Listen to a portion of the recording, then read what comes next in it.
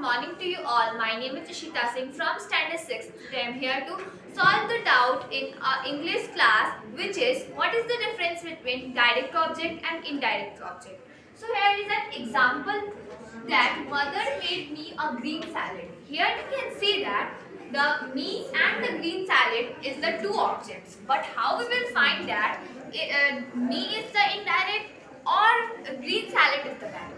So here I can say that the green salad is the direct object and me is the indirect object. So for finding the direct and indirect object, you will simply ask some questions to it.